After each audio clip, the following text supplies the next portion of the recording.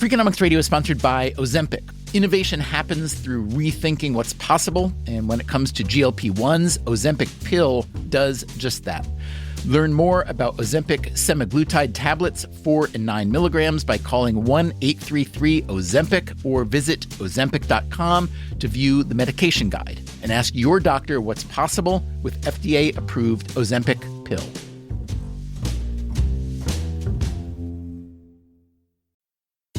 Freakonomics Radio is sponsored by Hotels.com. Hotels.com gives you access to hundreds of thousands of hotels worldwide, and when you join for free, you can save up to 20% instantly with member prices. Plus, every stay earns rewards, so when you book one trip, you're already lowering the cost of the next one. Hotels.com is simple, rewarding, and designed to help you get more out of every stay. Sign up for free and book today. Hotels.com. It's all in the name. Freakonomics Radio is sponsored by Amica.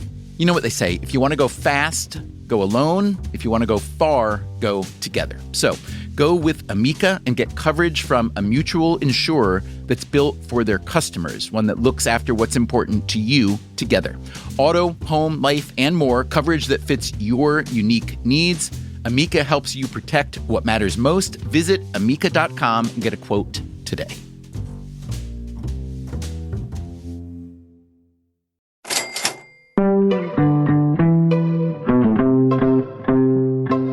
As head of an institution with 189 member countries and about $1 trillion at its disposal, Christine Lagarde has a pretty busy schedule. So you can't be too surprised or upset when she shows up a half hour late for an interview. I would like to apologize to you because I know we've been delaying and postponing, and I offer total apologies. It's my fault. Since 2011, Lagarde has been running the International Monetary Fund. It's been an eventful era, to say the least.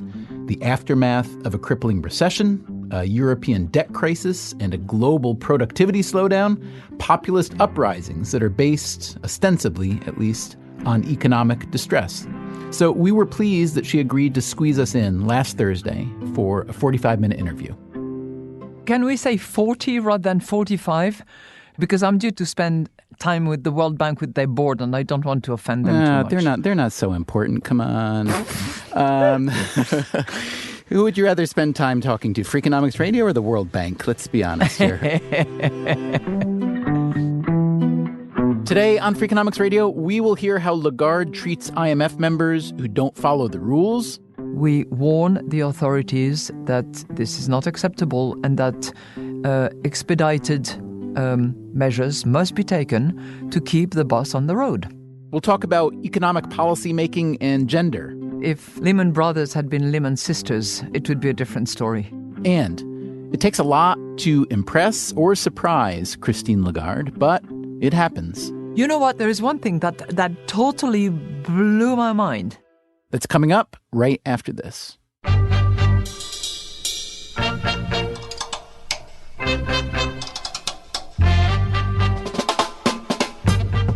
From WNYC Studios, this is Freakonomics Radio, the podcast that explores the hidden side of everything. Here's your host, Stephen Dubner. All right, let's begin. If you would, please state your name and what you do. Okay, my name is Christine Lagarde, and I'm currently the managing director of the International Monetary Fund. Mm-hmm. Can you describe what you actually do in a given or typical day? Okay, I spend about 50% of my time at headquarters here in Washington and 50% of my time traveling to member countries, because the I.M.F, the International Monetary Fund, has 189 members that are countries that occasionally will request my presence, and I have to attend those G20, G7, and various meetings around the world. So any given day in Washington, I would typically get up very early at about 5-ish in the morning. I do exercise on a daily basis when I'm in Washington. What do you do for exercise? What do? I combine. You know, I'm multitasking, as so many women do, and I read some material that has been given to me the day before, and I do stationary bicycle for about 40 minutes. And then I do a little bit of other exercises, details of which I will spare you. Right. I finish with a bit of breathing and a couple of yoga postures that I like particularly. Then after that, shower, breakfast, things like that, and I walk to the office when it's not raining. My day at the office can be anywhere between typically 8 o'clock until about 8 o'clock or sometimes a bit later. And I will, allocate my time between meetings with teams or with heads of department or with the board. I do a bit of reading of materials, and I spend quite a bit of time as well on the telephone talking to either ministers of finance from different countries around the world or leaders of countries where we are trying to help and provide services. You were born in Paris to two professors. Your mother taught French, Latin, and ancient Greek. Your father, English literature. I also understand you were a talented synchronized swimmer and were on the French national team. So how did that person, the daughter of those professors and the synchronized swimmer, turn into the managing director of the International Monetary Fund? Well, unfortunately, none of my parents is actually here to see it, and I'm sure they would both be pleased about that. But, I owe it to them and to many other people along the way. But, it's certainly the love and confidence that they have given me, as well as the appetite for reading, exploring, being open to other countries and other languages. That was certainly through my father. And that I am where I am. It's a lot of hard work, a lot of determination, a lot of reading over the course of my life, and certainly the confidence to sometimes take the lead, to sometimes say yes, to sometimes say no, and try to carry the team with you along. That I think is predominantly generated by the love that I've received. The IMF's founding fathers, as Lagarde has called them, were the British economist John Maynard Keynes and the American Treasury official Harry Dexter White.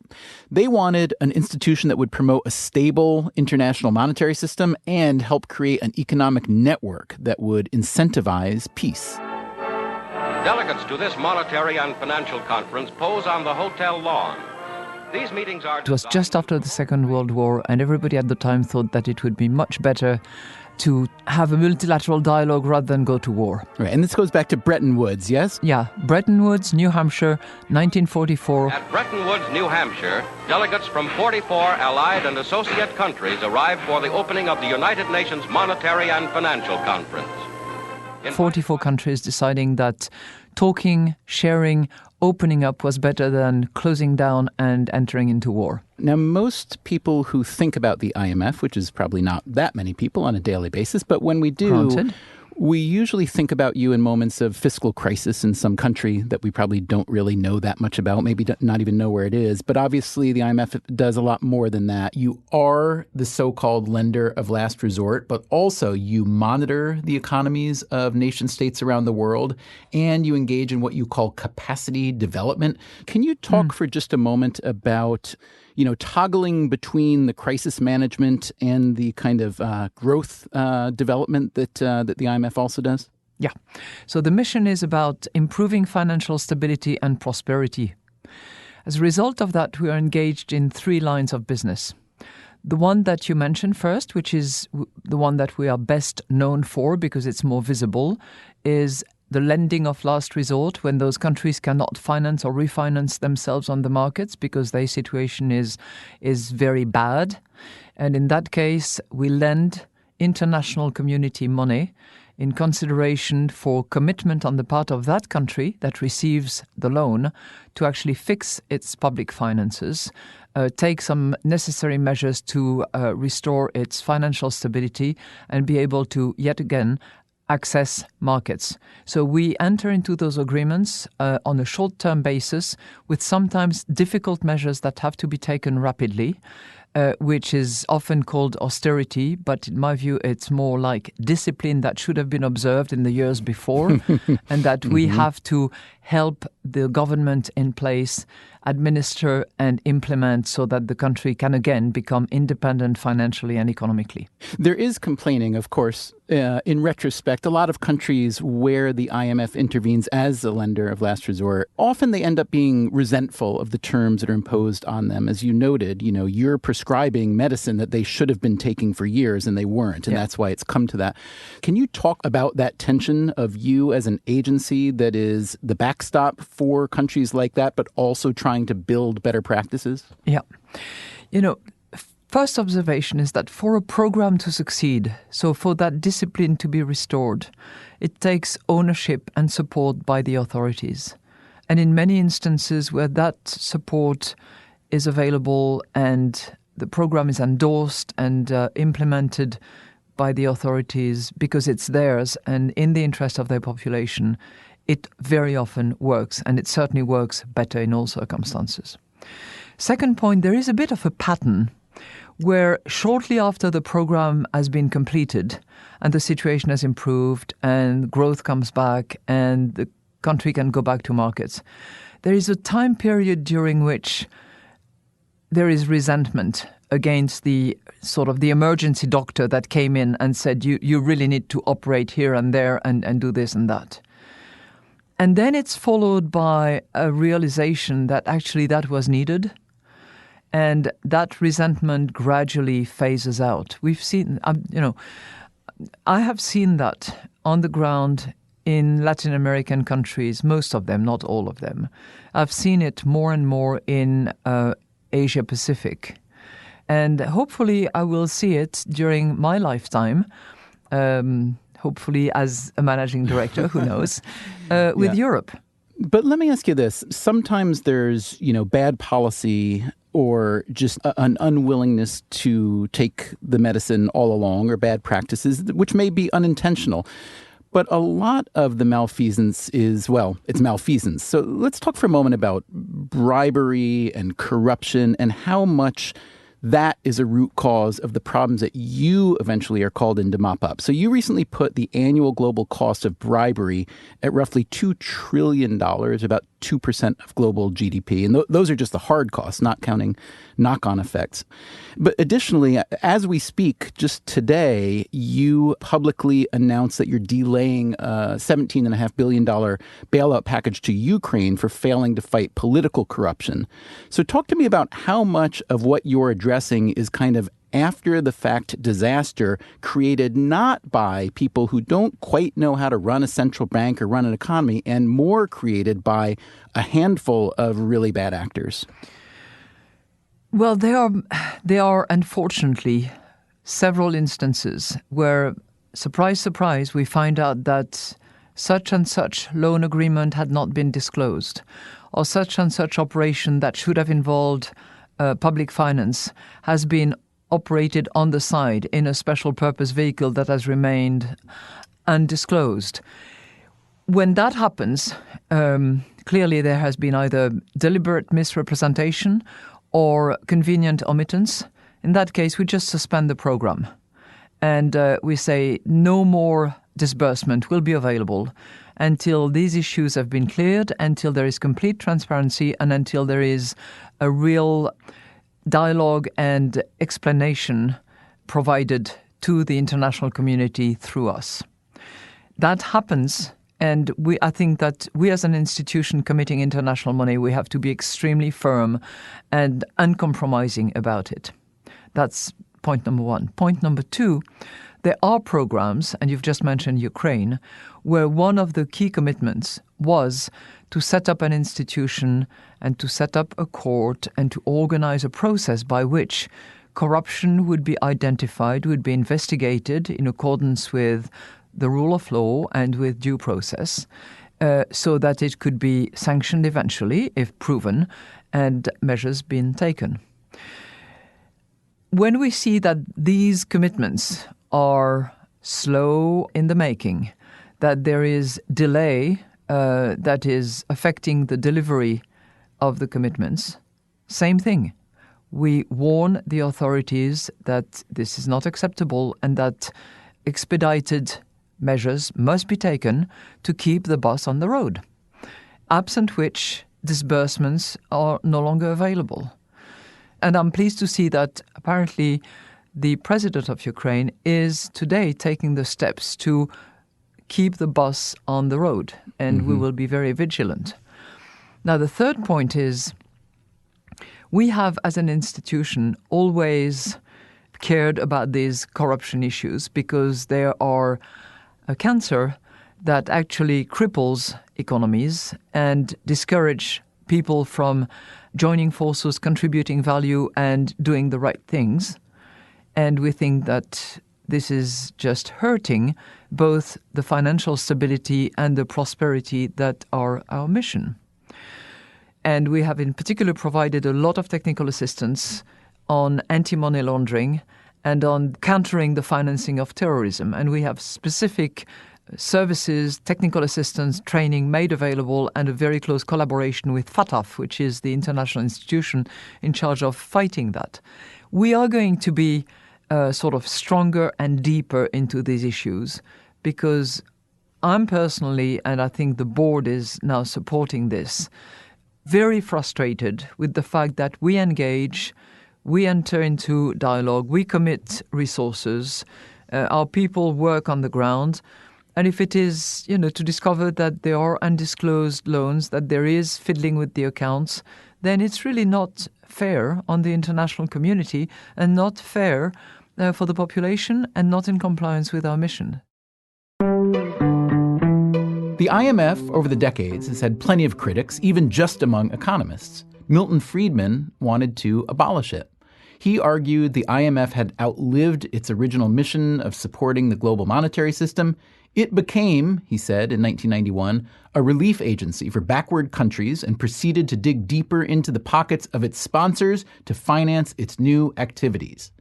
And that, he said, was the mission of the World Bank, the IMF's sister institution, which was also founded in 1944 at Bretton Woods. Here's what Friedman said, quote, "Now you have two agencies to promote development, both of them, in my opinion, doing far more harm than good." Friedman's point was that government was generally more of an impediment to free markets than a help. But institutions like the IMF and World Bank also create what economists call moral hazard. That is, you're more likely to engage in risky or reckless behavior when you know someone is there to rescue you. Meanwhile, economists on the other end of the spectrum, Joseph Stiglitz and Paul Krugman, for instance, they argued that the IMF promoted an agenda that wasn't interventionist enough. The IMF was criticized for pushing what was called the Washington Consensus, a one-size-fits-all reform model promoting free trade and capital flows, deficit reduction, privatization, and the slashing of subsidies.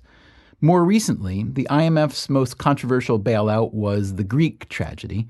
It began before Christine Lagarde's arrival, but has continued to haunt the agency and her, with the IMF accused of everything from complacency and poor due diligence to demanding measures of compliance that are hopelessly unrealistic. So you can see why the IMF might be eager to reposition itself as something more than the lender of last resort, which can feel like a lose-lose proposition. Indeed, in a 2014 speech to Latin American leaders, Lagarde declared that this is, quote, not your grandmother's IMF.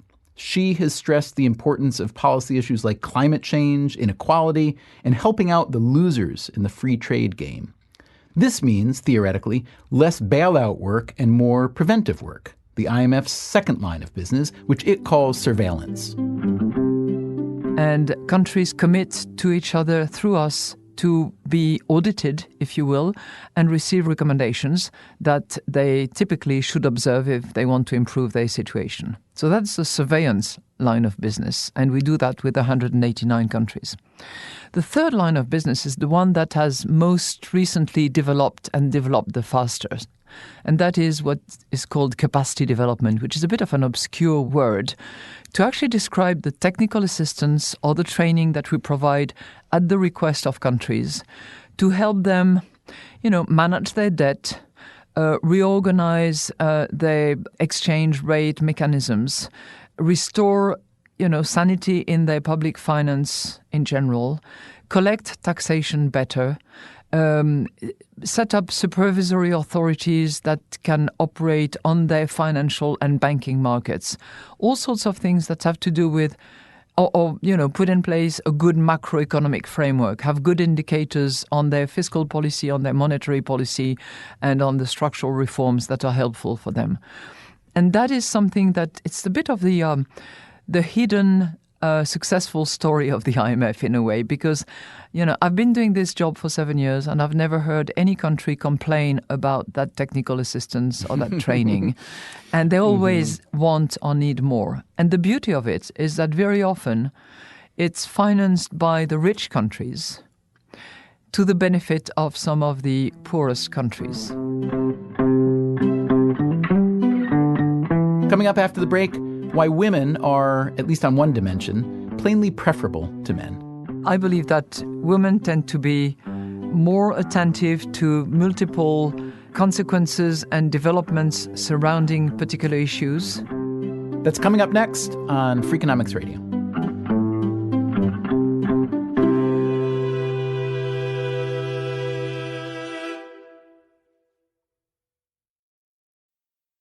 Freakonomics Radio is sponsored by Ozempic. Innovation happens through rethinking what's possible, and when it comes to GLP-1s, Ozempic pill does just that. Learn more about Ozempic semaglutide tablets, 4 and 9 milligrams, by calling 1-833-OZEMPIC or visit Ozempic.com to view the medication guide and ask your doctor what's possible with FDA-approved Ozempic pill.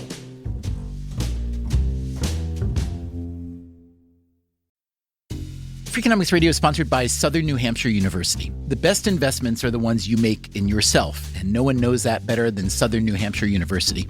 With more than 200 online degree programs, no set class times, and low online tuition, Southern New Hampshire University is built to fit your life today and set you up for success tomorrow.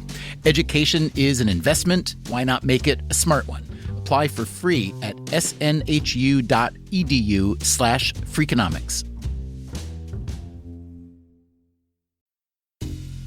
Freakonomics Radio is sponsored by Southern Company. The world and its energy needs are always changing. Southern Company's commitment to meeting this demand stays the same. That's because Southern Company believes energy is more than a utility, it's what powers possibilities. So they are looking ahead and investing $80 billion in infrastructure upgrades and are committed to fueling growth in ways that benefit all customers so that reliable and affordable energy is accessible for generations to come. Go to southerncompany.com to learn more. Southern Company, building the future of energy.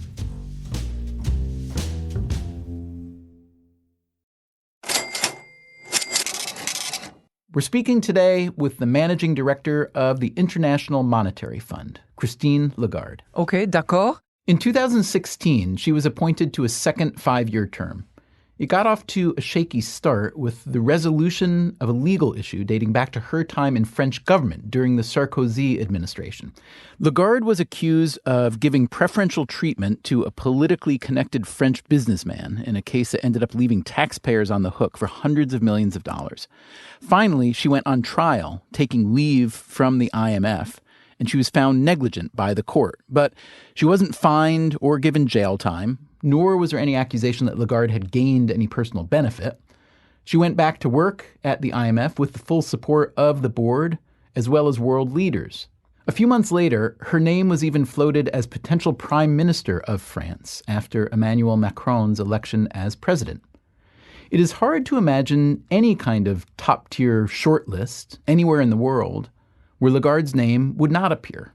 She's considered fiercely intelligent, principled but pragmatic, a serious-minded person with an impish sense of humor, and an ability to make firm demands without bullying. This balance has served her institution well. The world has nearly forgotten that the IMF's previous managing director, Dominique Strauss-Kahn, resigned after being charged with the sexual assault of a housekeeper in a New York City hotel. When Lagarde replaced him in 2011, she became the first woman to lead the IMF. Before that, she was the French finance minister, and before that, chairperson of what was then the world's largest law firm, Baker & McKenzie. Lagarde was the first woman in those jobs as well. I'm guessing it gets tiring being asked questions about being the first something rather than questions about being the something itself. But a question regarding that, how do you believe that economic policymaking over the past, century or so might have been different had there been a lot more women involved in posts at that level?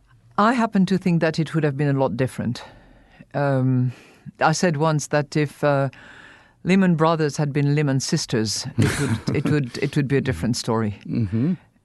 Because I believe that, and I think well, certainly from my encounters of many women around the world, and I think it's more and more demonstrated by studies and by analytical work, I believe that women tend to be less risk takers, more attentive to multiple consequences and developments surrounding particular issues. I think by nature, they care about the future because I guess they themselves deliver the future by way of giving birth to the next generation. And I'm not saying that women who have had children are any better than others, but I think it's probably engraved somehow. And I disagree with those of my French favorite authors who say that you are not a mother, but you become a mother. So I also believe that diversity brings a critical component to the decision-making process and helps check conventional wisdom. When you have a room full of single gender people, there is an element of group thinking that can be hopefully challenged by having diversity in the room. So two things. One, I believe that women bring about something in and of themselves that is more precautionary maybe and more thoughtful about the future and more concerned about the next generation and what we leave behind. And I also believe that diversity procures that element of second-guessing, thinking through, debating a bit more, which is propitious to better decision-making. Those are interesting factors. One that you haven't even brought up is, men are responsible for the vast majority of violence in most societies around the world. And you could argue that's a proxy for war making. So theoretically, if war making is one of the most economically costly activities we've done, presumably there might have been a lot less of that over the past century as well? Possibly, although, I used to think exactly along the lines of what you said. Until eventually I heard and read about, those first female terrorists and female-only terrorists, which was a big letdown to that theory that women are not attracted to violence. Well, I think that no one said it was exclusively male, but... You're right. Yeah, even if you look at kings versus queens throughout history, it does seem that we, men, are, a little bit more inclined, somewhere between a little and a lot more inclined to violence, that's all. There are quite a few places where actually queens were hardly allowed, except as wife of the king. Right, yeah. So that would reduce the pool from which you... Well, and it's possible that the kind of queens who were allowed may have been necessarily warmongering queens, too. Interesting. Let's talk for a moment about the relationship between the I.M.F., which is based in D.C., and the U.S. federal government. So a few years ago, you complained, or stated, I should say, that the U.S. had not contributed to the I.M.F's fundraising, although that's since been rectified, I understand. But additionally, the I.M.F's positions on trade and climate change and many other issues are almost diametrically opposed to many of President Trump's positions. You've said, for instance, that, I'll quote you to yourself, restricting trade is a clear case of economic malpractice. So I'd love you to describe for me the interactions or conversations you've had with President Trump or his administration about any of these issues. What I say is very strongly based and rooted in analysis of facts, of numbers, of growth, improvement of economic circumstances, productivity, innovation, and so on and so forth. And we all agree that we want more growth.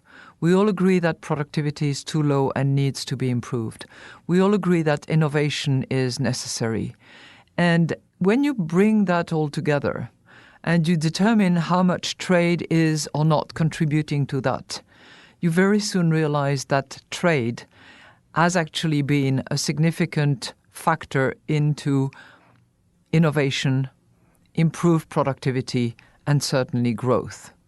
And that it has managed to increase income in many corners of the world, lifted hundreds of millions out of poverty. I'm sure you've heard that a million times.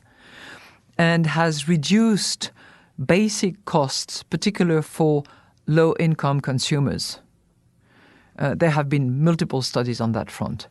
So all of that are, benefits that I don't think many people would argue are actually costs and downside. It's good that there are few people who are starving.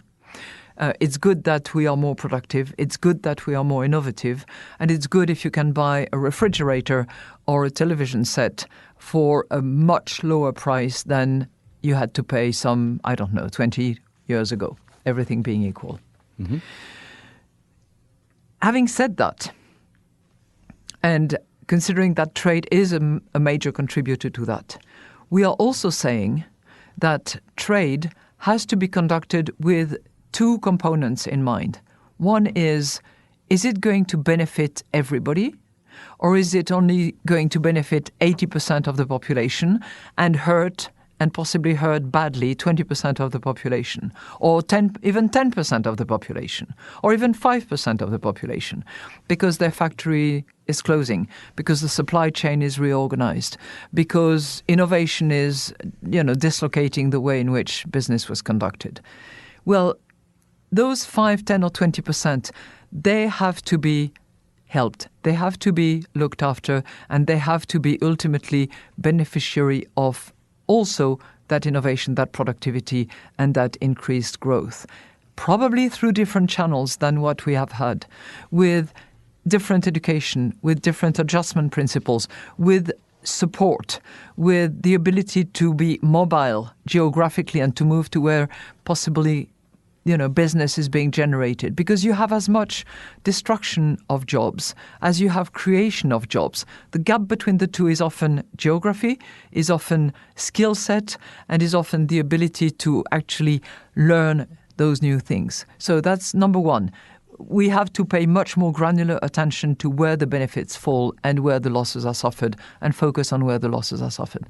The second point, which is also a must, is that trade has to be conducted in a loyal and fair way. And that is the commitment that countries make to the multilateral system.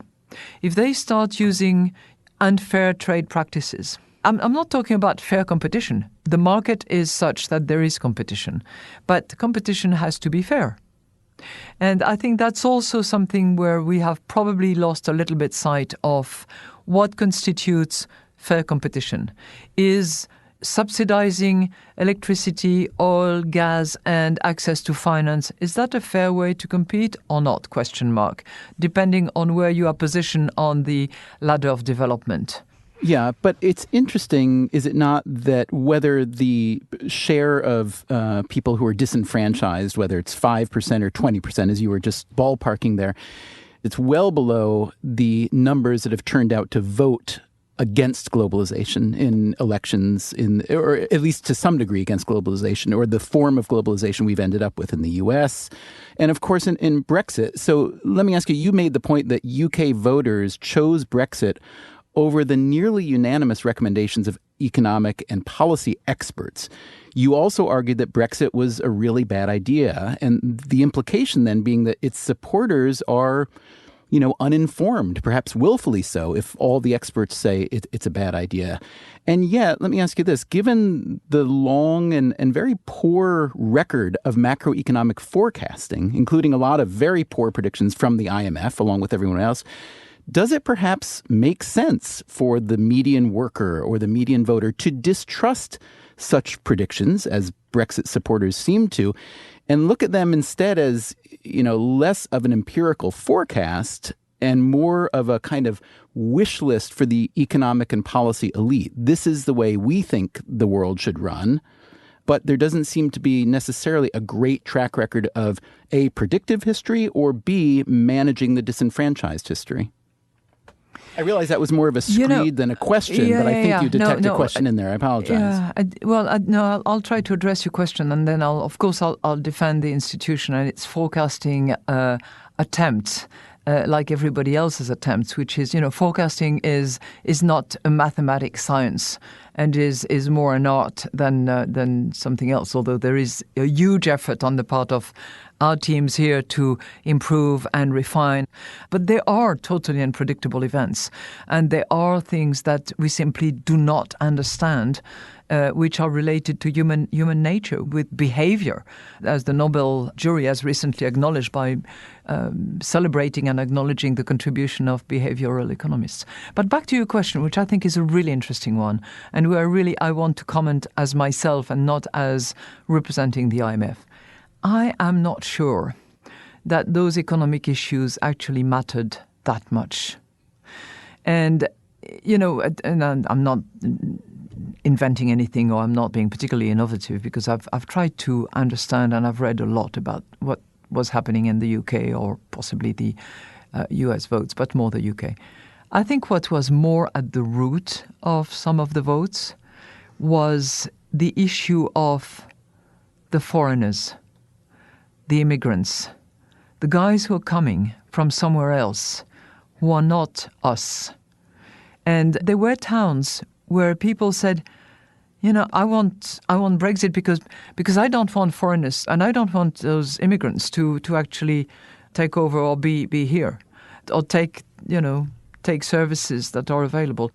So there was certainly that perception that the culture, the language, the history, the roots, that sort of heritage that people care so much about, and we all do, wherever we are and wherever we live or travel, was sort of vanishing because of the coming in of different nationalities, different languages, different religion maybe, and that fear of the other, I think, had a lot to do with the way in which the vote was taken. So yes, the economic circumstances also mattered, but I think it's a multifaceted explanation. And frankly, I do not see a dichotomy or a disconnect between opening borders and letting goods and services and capital move under fair circumstances and on a level playing field on the one hand, and being attached and cultivating language, civilization, heritage, history as is, part of our identity. I realize we're just about out of time. This is a short one. What's something that you believed to be true for a long time until you found out that you were wrong? Or if you don't like that dichotomy of right versus wrong, what's something significant that you really changed your mind about over time? That's a difficult one. As it was intended. You know what? No, there is one thing that totally blew my mind. Okay. No, seriously. And I'll go back to women and to gender. I could not believe a study that was produced by our department based on the legal systems of about 150 of our member states. Very thorough study of their constitutional and legal system, where the result of it was that 90%, 90, of those 150 member countries had actually embedded in either their constitution or their legal system discrimination against women. And not the teeny tiny, totally irrelevant or trivial discrimination, which even as such would be unacceptable, but major discrimination. I just couldn't believe it. And you as a lawyer, trained as a lawyer, not as an economist, you're saying you never would have predicted that had you not known? No.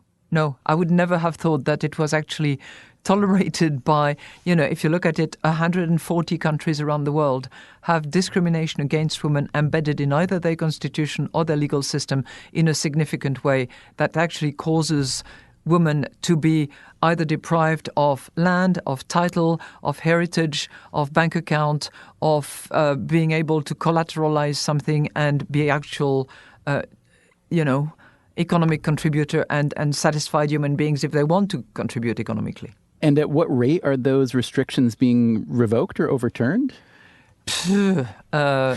Laboriously, but I make the point as much and as often as I can. Yeah. So I'm glad to finish with that. Yeah, Madame Lagarde, I thank you so much. It was an honor to speak with you, and I thank you for the time. Thank you so much.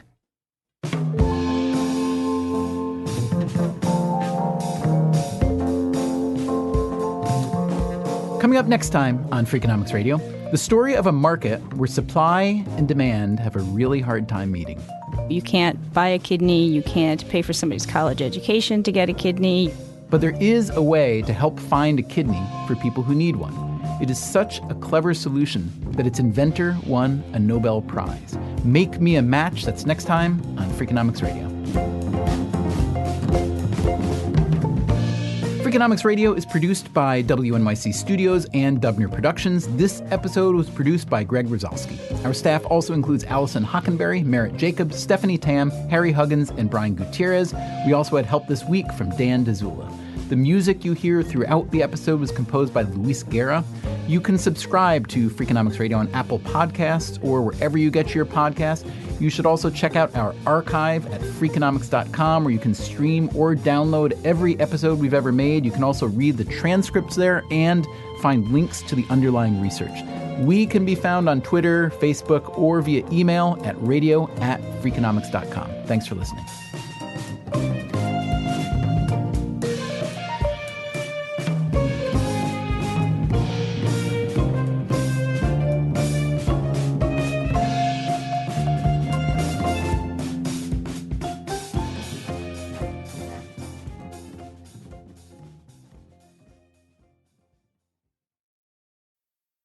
Freakonomics Radio is sponsored by Vitamix. According to the LA Times, the average American home contains 300,000 items, including a staggering number of appliances. All those gadgets, just clutter. But there's one tool that delivers what a dozen others only promise. From pureeing to chopping, Vitamix blenders bring the power of an entire kitchen to your countertop, offering enduring performance and precision you can count on. In a world full of clutter, do more with less. Visit Vitamix.com and shop now. Hi, I'm Angie Hicks, co-founder of Angie, and one thing I've learned is that you buy a house, but you make it a home. Because with every fix, update, and renovation, it becomes a little more your own. So you need all your jobs done well. For nearly 30 years, Angie has helped millions of homeowners hire skilled pros for the projects that matter. From plumbing to electrical, roof repair to deck upgrades. So leave it to the pros who will get your jobs done well. Angie, the one you trust to find the ones you trust. Find a pro for your project at Angie.com. In the U.S., there's a break-in every 26 seconds. But when intruders step near, Simply Safe Home Security steps up. Stop. This is Simply Safe. Police are on the way. Using AI alerts, U.S.-based live agents help deter break-ins. Simply Safe, no long-term contracts. Save 50% on your new system with professional monitoring at simplysafe.com/SXM or with promo code SXM. Outdoor deterrence requires a Simply Safe Active Guard outdoor protection plan starting at $49.99 a month. Visit simplysafe.com/licenses for alarm license information. Tennessee 2012.